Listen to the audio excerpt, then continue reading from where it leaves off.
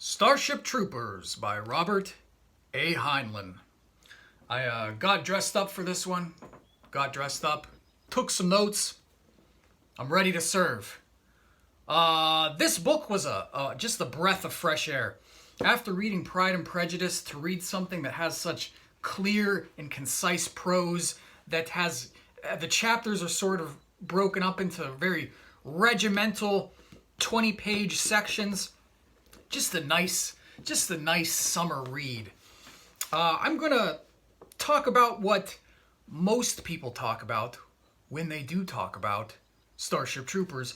That being, is this a sort of jingoistic, fascist screed? Is it some sort of covert satire? Or is it really neither? Is it a sort of Rorschach test? Make up your own mind what it is. I think it's, first of all, this book is written in the first person, which gives you a big out as an author.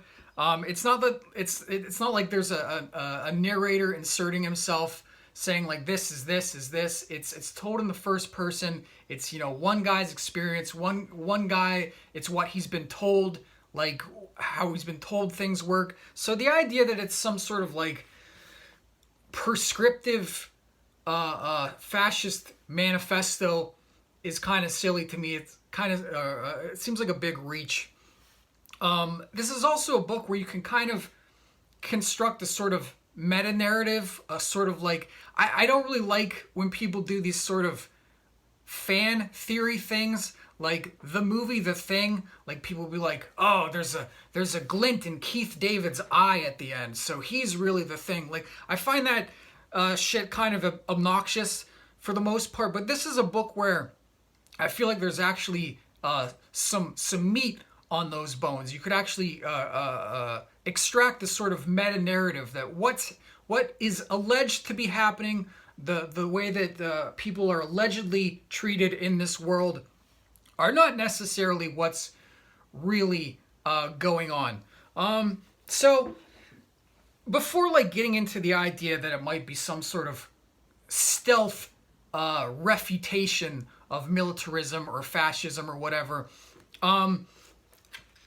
taking it at face value, I would say this is much more John Wayne than Adolf Hitler. This is, if you've watched any John Wayne films, it's, you know, this was written in 1959. It's very much a sort of post-World War II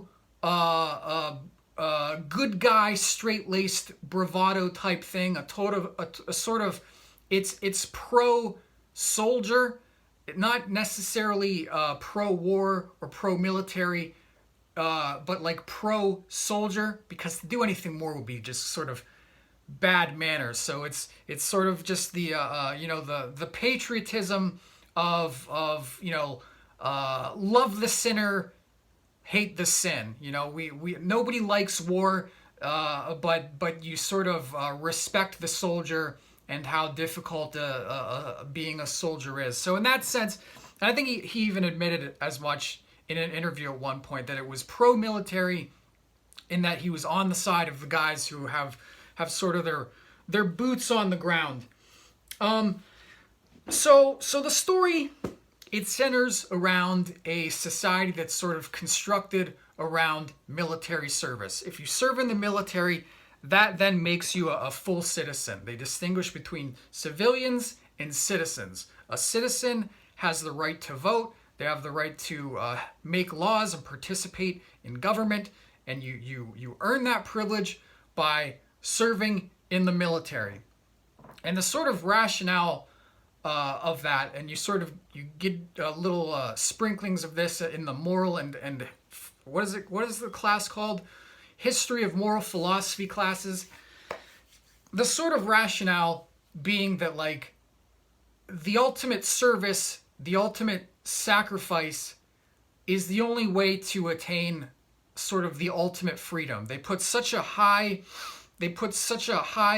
value on the concept of freedom that the only way to truly attain it and to participate in it, in reference to like your country, is to make that to make that ultimate sacrifice, that you would put your body in front of your country. You know, there's a part where it says, like, man has no natural given rights. Like a constitution or a country can allegedly give you some rights, but there's not really any sort of natural born right that you're entitled to except what you are willing to claim for yourself. So in this case, it's the military service, to fight and to die.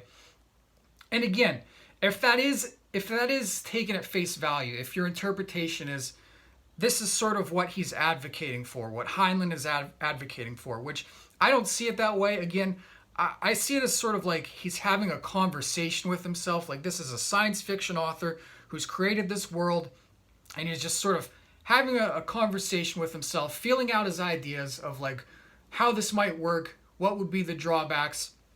But if you take it as him being an advocate for this type of, I don't know what you'd call it, just philosophy, I guess. If you see him as sort of advocating for this philosophy as like represented in this fictional government, then I can see how you'd be like, yeah, it's sort of a real sort of jingoistic, raising the flag, pro-war, pro-military.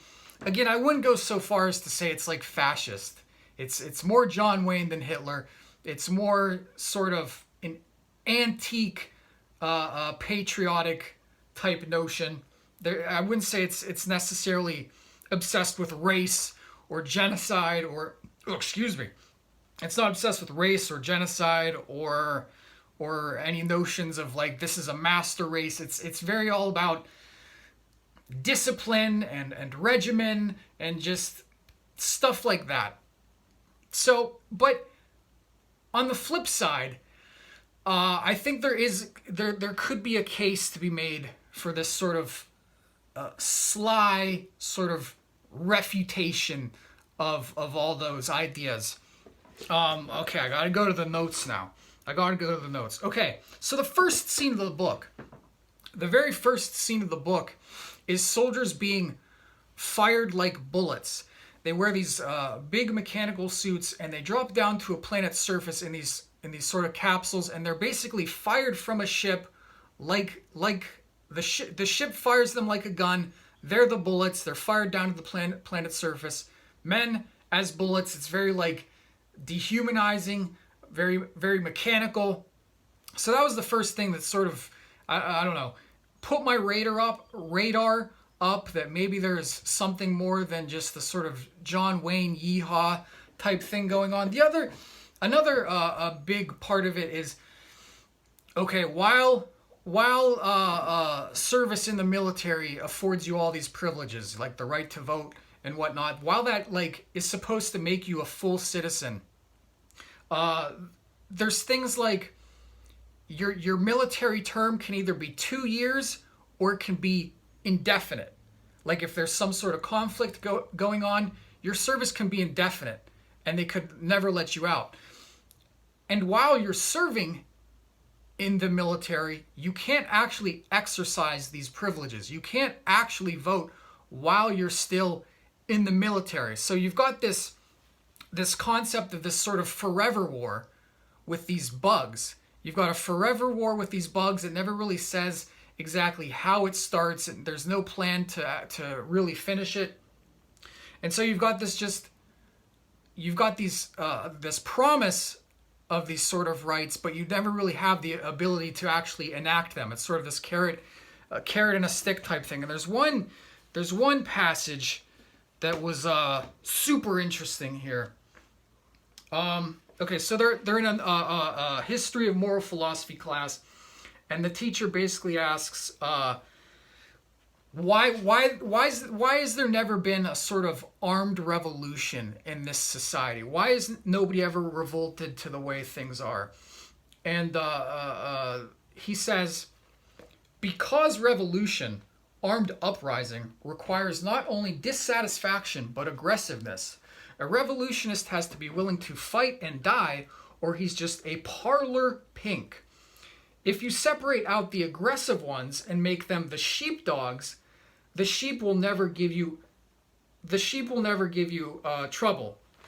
Meaning, like, the same people who would be prone to be violent revolutionists, sort of these angry young men. They're the same people who would be prone to being soldiers. And if you take those angry, discontented men under your wing, if you take them under the wing of the state, then they're not incentivized at all to actually like rise up and rebel against it. So you've taken all the discontents into the fold essentially, and so there's really no reason for revolution. So I thought that was interesting. There's lots of sprinklings of where it's talking about hypnosis. Like there's one scene where a captain, he can just count down from 5 and put a soldier to sleep. They do that like multiple times. So there's all these sprinklings of like, well, we were hypnotized to learn this map. We were hypnotized to sleep better, to understand a subject better.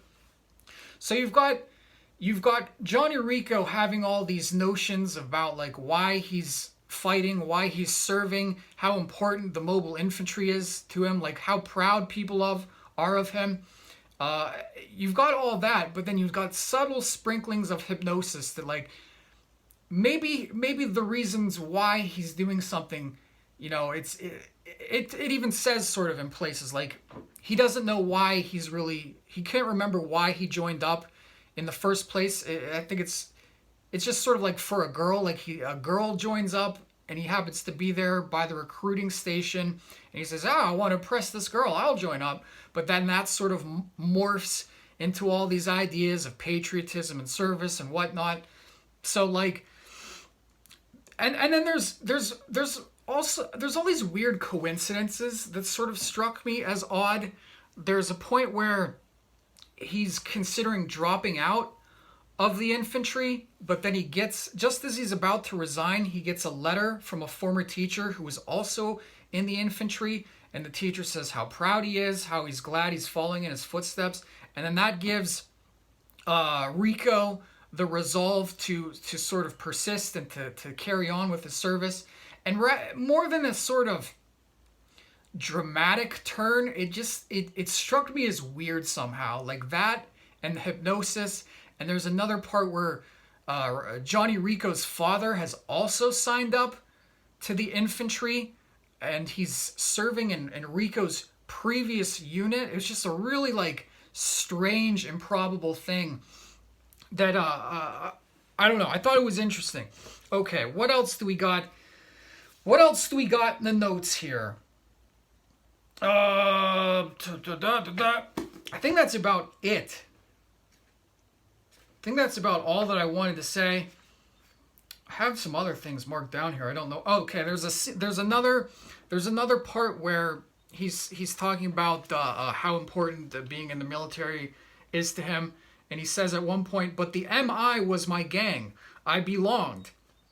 And in a previous scene, he's at another class, and they're talking about how the country got the way that it is, and it was because there was so much crime and juvenile delinquency and gangs roaming around America.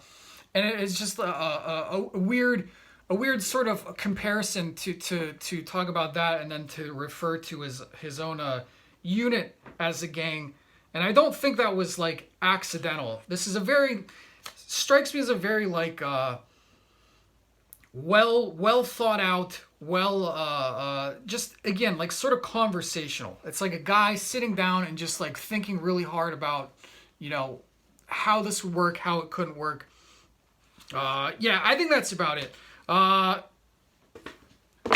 Most of all, more than anything, it's just sort of a fun read. It's just sort of a fun, sort of a military science fiction read, which is kind of plays into the, if you're taking it as like a propagandist or as a what's the word I'm looking for? If you think of it as like a potential piece of propaganda, of course the best piece of propaganda would just be sort of a fun space romp. So in that sense, it sort of gels nicely with that. Okay, I think that's about all that I had to say. Is it a mega Hitler? Is it a mega Hitler Mein Kampf manifesto? No, I don't think so. So, okay, bye.